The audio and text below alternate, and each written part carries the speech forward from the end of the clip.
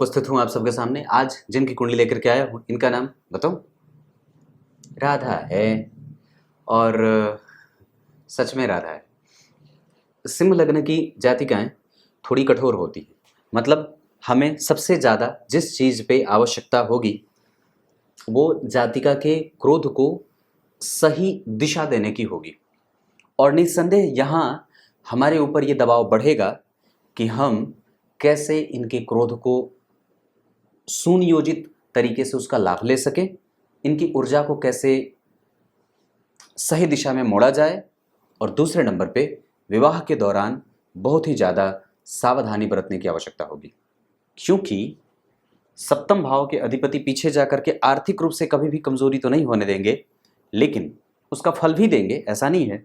परंतु बुध राहु गुरु केतु ये जो स्थिति बन रही है, हालांकि पंचम भाव के अधिपति पंचम भाव में बैठे हैं, बुध एकादशवें भाव के अधिपति एकादशवें भाव में बैठे हैं, शुक्र दशम भाव के अधिपति होकर के दशम भाव में बैठे हैं, लग्न के अधिपति जन्म कुंडली में 12वें भाव में बैठ रहे हैं, ये थोड़ी कमजोरी। मंगल मित्र की राशि में जहां के अधिपति पंचम भाव में स्वग्रही हो रहे हैं, और शनि स्वग्रही, एक ग्रह स्वग्रही, दूसरा स्वग्रही, तीसरा स्वग्रही और चौथा स्वग्रही। मंगल भाग्य के अधिपति होकर के मित्र की राशि में। 4 घर या 4 ग्रह जब अपने ही राशि के ग्रहों को बिठा लेते हैं, अगर कोई भाव अपने ही राशि में अपने ही ग्रह को बिठाया है, अपने ही राशि में अपने ही घर उस भाव के अधिपति बैठे हैं, अपने ही राशि में अपना ही ग्रह बैठा है, अपनी राशि में ही अपना ग्रह बैठा है, अपनी राशि में तो नहीं बैठे पर शुभ ग्रह की राशि में और तीसरे भाव में बैठे हैं, यह अच्छी बात होगी। मित्र की राशि में मंगल का अष्टम भाव में बैठना ये थोड़ी बहुत कमजोरी के साथ अच्छे परिणाम देंगे। मतलब ये कुंडली बेहतर ही नहीं बहुत ज़्यादा अच्छी बनेगी। इनके पिता ने इनके बारे में पूछा है, और विशेषतया ये राधा जो है वो राधा जब नाम आता है तो राधा के साथ राधा रानी जुड़ जाता है। वो विश्व की मालकीन हैं और साम्राज्य उनका ही है हर जगह।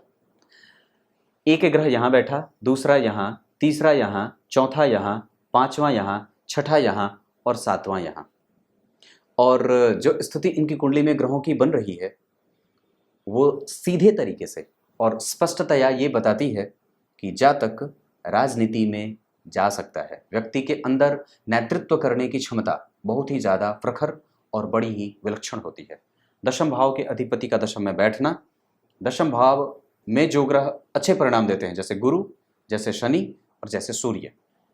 सूर्य लग्नेश होकर के 12वें गए हैं, ये व्यक्ति को बाहर जा करके अपने सफलता के लिए प्रयास करने के लिए बोल रहे हैं। शनि स्वग्रही होकर के और गुरु का स्वग्रही होना, बुध जैसे ग्रह से देखा जाना और दशम भाव के अधिपति का दशम भाव में बैठा होना, ये सारी जो स्थितियां बनती हैं, और 7 भाव में 4 स्वग्रही ग्रह बैठे हैं, ऐसी अवस्था व्यक्ति को नेतृत्व के साथ साथ नेतृत्व प्रधान कोई भी ऐसा काम जिसमें लोगों का नेतृत्व करने वाला हो तो व्यक्ति कर सकता है, नेता बन सकता है। ये पहले सवाल का उत्तर था। बाकी की कुंडलियां अगर आप देखेंगे तो लग्न जो बना है वो 19 डिग्री का बना है, कमजोर नहीं है और मजबूत है। युवावस्था का ये लग्नेश जो है वो जन्म कुंडली में 10 डिग्री के बैठे हैं, ये भी ठीक है।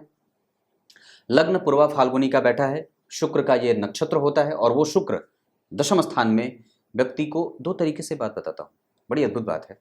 दशम स्थान में जब शुक्र होते हैं वो तो कई बार नेग्लेजिबल हो जाते हैं, या कई बार वो बहुत ज़्यादा अच्छे नहीं, वो व्यक्ति को कई बार स्वप्न दिखा करके छोड़ देते हैं, पर बाकी की चीज़ें मंगल पे और गुरु पे और सूर्य पे आश्रित हो जाती हैं।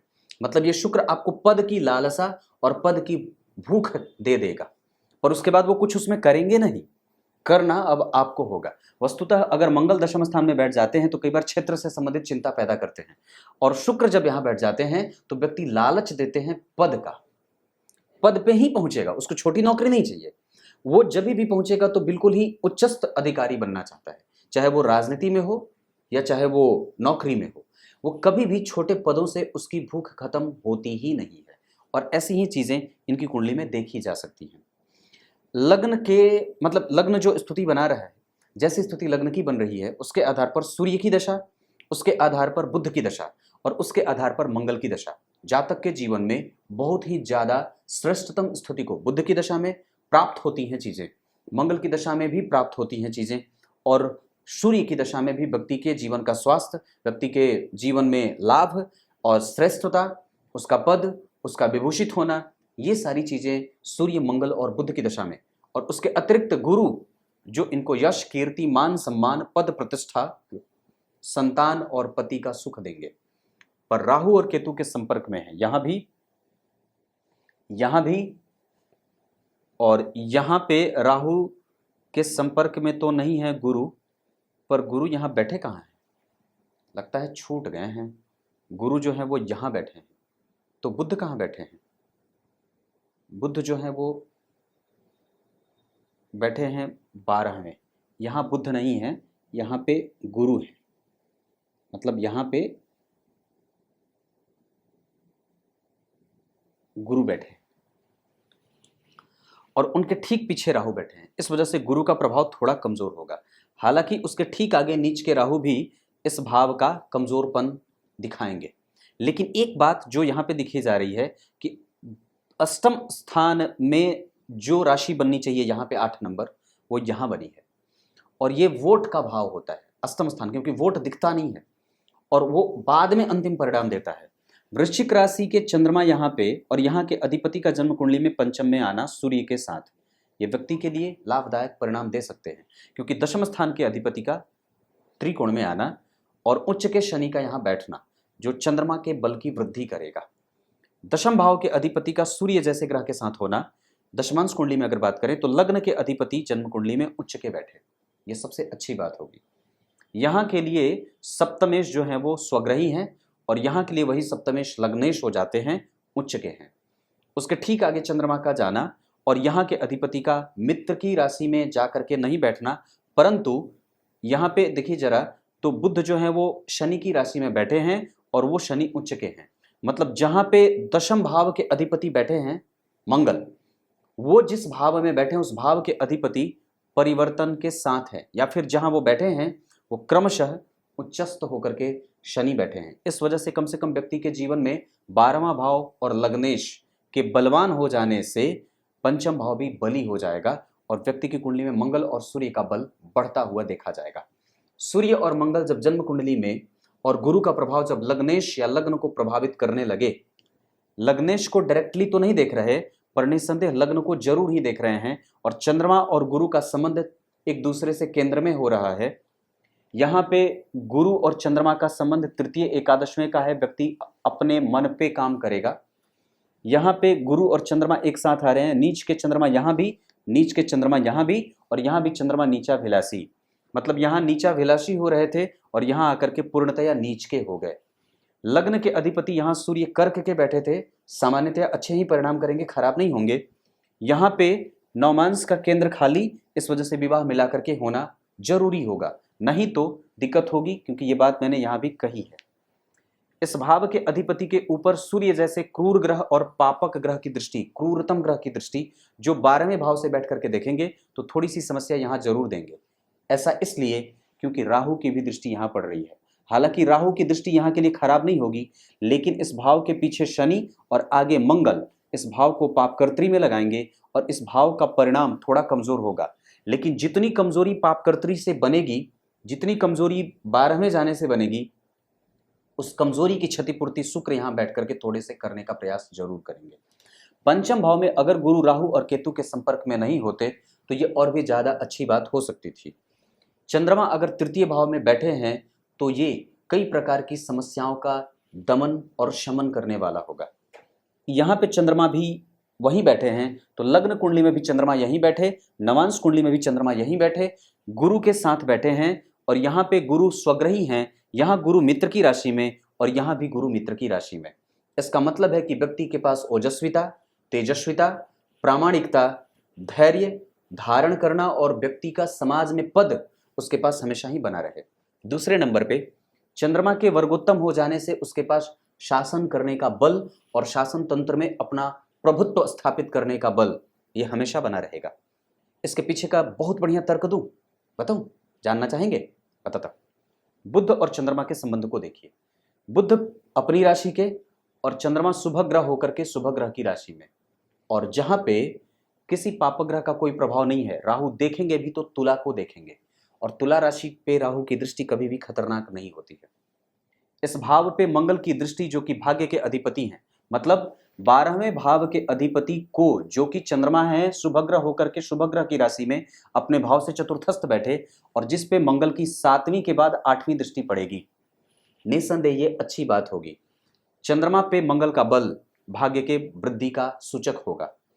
धर्म भाव के कारक या धर्म के अधिपति या धर्म के अधिपति जो बने हैं इनकी कुंडली में, वो गुरु या मंगल का संबंध दोनों का एक दूसरे से केंद्र में होना, ये इस जातक के जीवन को श्रेष्ठतम स्थिति में कई बार ले जाकर के प्रसिद्धि का योग बनाएगा। बुध और चंद्रमा का एक दूसरे से त्रिकोण में होना, जिस राशि में चंद्रमा बैठे हों उस राशि का अधिपति स्वग्रही है, ये अच्छी बात होगी। पर एक कमजोरी वहां ये देखने को मिलेगी बात कि वो षडाष्टक में है, मतलब 8 में बैठा है, ये थोड़ा कमजोर करेगा। दशम भाव बली है, अष्टम भाव में मंगल का बैठना, यहां से राहु और केतु का केंद्र में होना अष्टम भाव को कमजोर करेगा और व्यक्ति को कई बार बीमारियों से ग्रसित कर लेता है। इस अवस्था में व्यक्ति को पेट जनित बीमारियां होती हैं। व्यक्ति सुंदर जरूर होगा पर कड़वा बोलने वाला, अकाट्य सत्य बोलने वाला, शुद्धतम मन स्थिति को प्राप्त करने में उसको मशक्कत होती है और कई बार उसकी वाणी कठोर हो जाती है। मैं जहां तक समझता हूं कि व्यक्ति को सबसे ज्यादा, व्यक्ति के माता पिता को, चूंकि गुरु राहु और केतु के संपर्क में है, नवमांश कुंडली में केंद्र खाली है, सिंह लग्न की जातिकाएं कई बार कलह प्रधान हो जाती हैं और पुरुषोचित गुणों से युक्त हो जाती हैं तो डिप्लोमेट हो जाती हैं। हमें सबसे ज़्यादा इनके ऊर्जा का सही तरीके से इस्तेमाल इस मामले में करना होगा कि इनकी वाणी कठोर ना हो और बोलने पे नियंत्रण हो। दूसरे नंबर पे व्यक्ति प्रशासन के क्षेत्र में, प्रशासक बनने के क्षेत्र में निश्चित रूप से जा सकता है, क्योंकि गुरु ठीक हैं। राहु और केतु का एकादशवें भाव में बैठना जातक को कई तरीके से सफलतम स्थिति में ले जाकर के स्थापित करने वाला बनेगा और व्यक्ति राजा के निकट जाकर के अपने आप को बिठा लेता है। वो कैसे? क्योंकि गुरु स्वयं मंत्री होते हैं और बुध स्वयं उनका सेवक होता है। गुरु स्वयं ब्राह्मण होते हैं और बुध स्वयं उसका पूजक होता है। सिंह राशि या सिंह लग्न अगर लग्न में बन जाए तो निसंदेह व्यक्ति प्रशासन के क्षेत्र में और प्रशासक के क्षेत्र में, प्रशासन करने के क्षेत्र में, लोगों पे आधिपत्य स्थापित करने के क्षेत्र में गुरु, मंगल और सूर्य की भूमिका बहुत महत्वपूर्ण होती है। तीनों ही इस कुंडली में महत्वपूर्ण होते हैं और निश्चित रूप से उनकी दशाएं लाभकारी हो सकती हैं। बस बचाना इनको अभी राहु की दशा से है। इनकी कुंडली में अभी राहु की दशा चल रही है जो 2039 तक चलेंगे। जैसे ही व्यक्ति थोड़ा बड़ा हो जाए इनको लाजवर्त धारण करा देना चाहिए मेरे हिसाब से।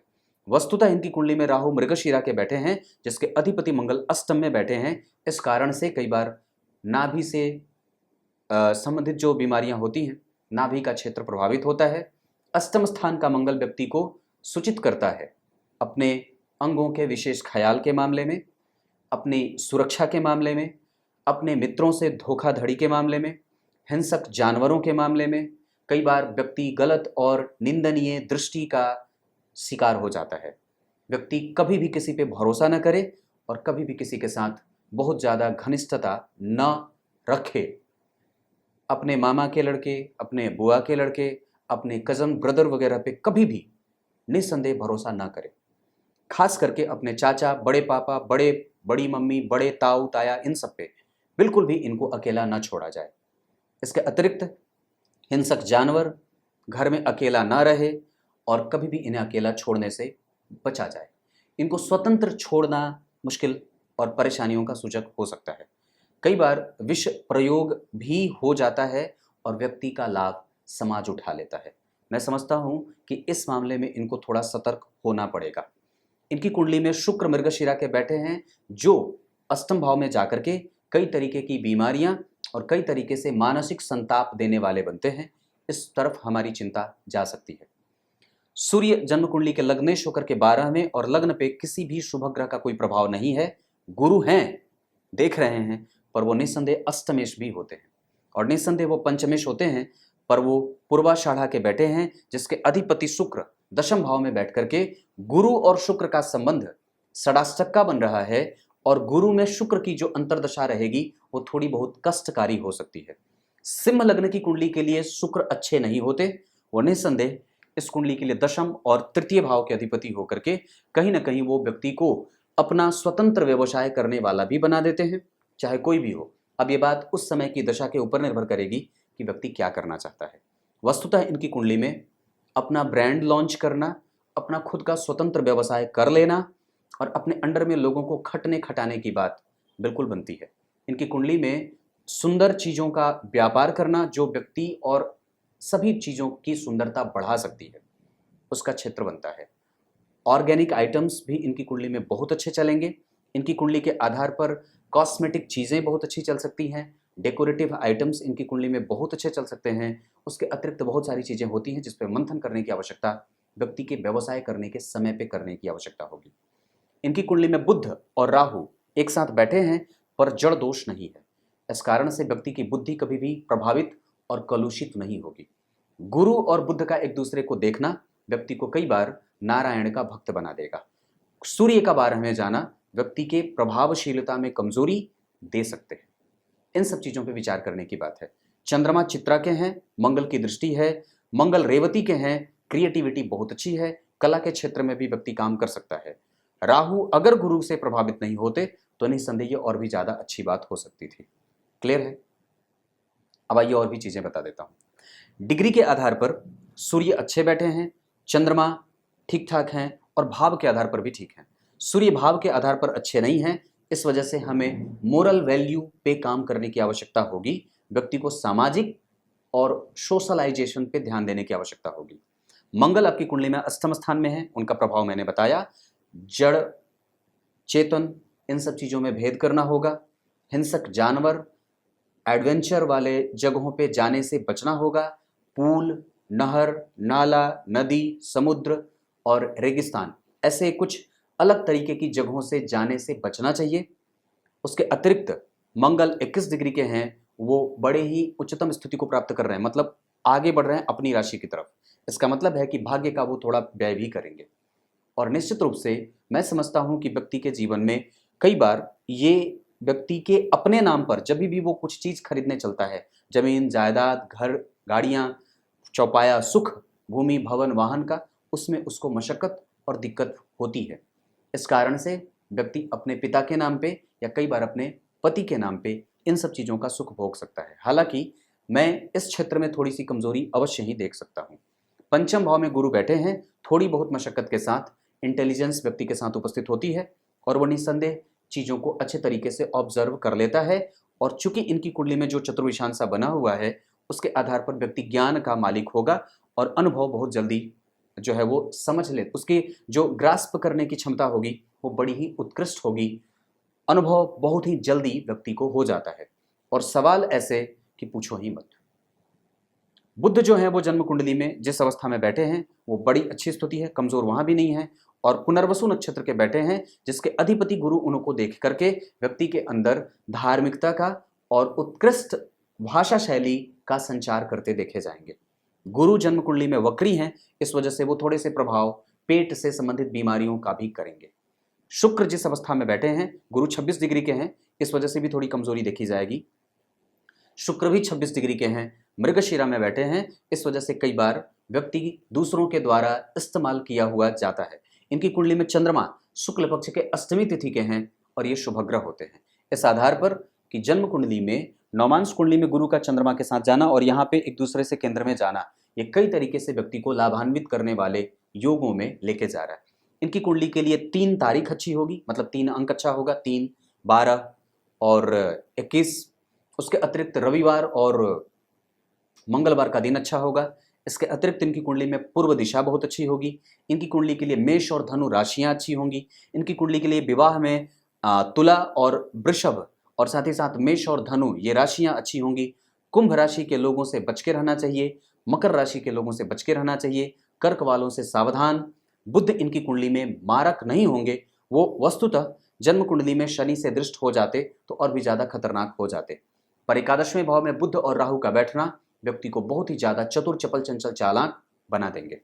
दृष्टि का भाव देखते हैं।